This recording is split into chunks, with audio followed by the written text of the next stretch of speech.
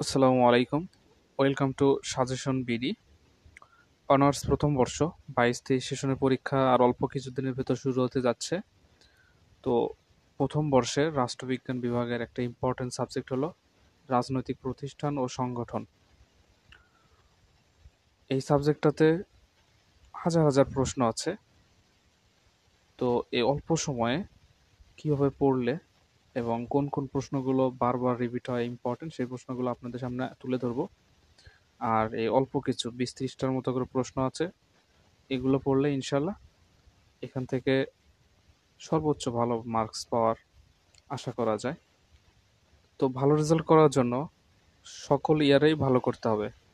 একটা ইয়ারে যদি খারাপ আসে তাহলে আর বাকি 3টা বছরে এই গ্যাপটা কভার করা যাবে না।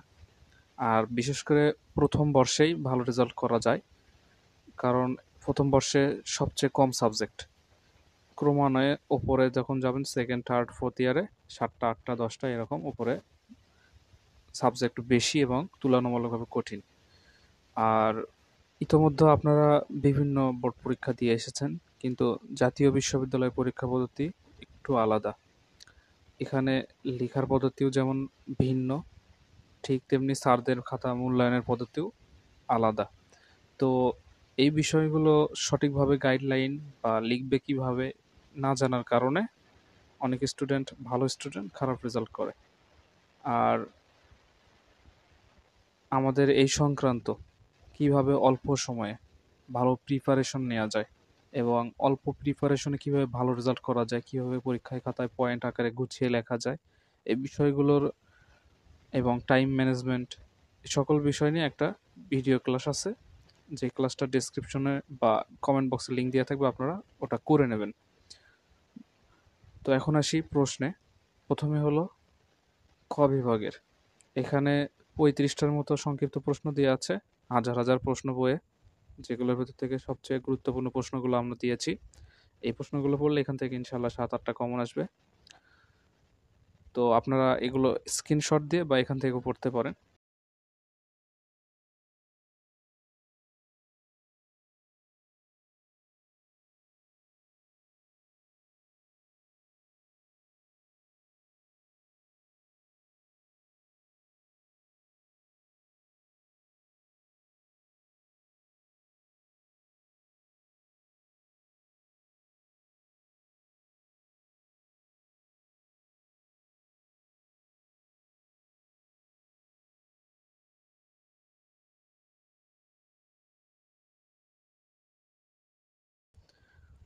আর আরেকটা বিষয় হলো, আমাদের এই শিটগুলো, পিডিএফ শিট নেওয়ার জন্য আমাদের ডেসক্রিপশনে লিঙ্ক দেওয়া থাকবে গ্রুপে, সেখানে আপনারা জয়েন করে সেখানে পিডিএফ শিট থাকবে, আপনারা ওইভাবে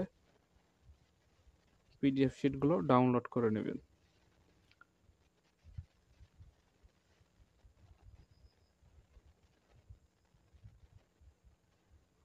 এখন হলো খ বিভাগ।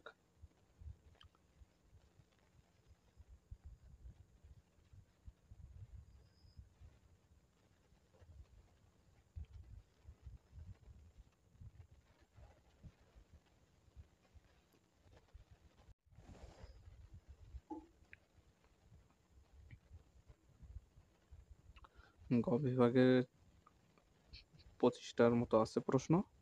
এখান থেকে ইনশাল্লাহ আপনাদের প্রশ্ন আসবে হচ্ছে 8টা খ বিভাগ, এবং গ বিভাগে 8-8-এ 16টা প্রশ্ন। খ বিভাগ থেকে লিখতে হবে 5টা 8টার ভেতরে, এবং গ বিভাগ থেকে 8টার ভেতরে 5টা লিখতে হবে।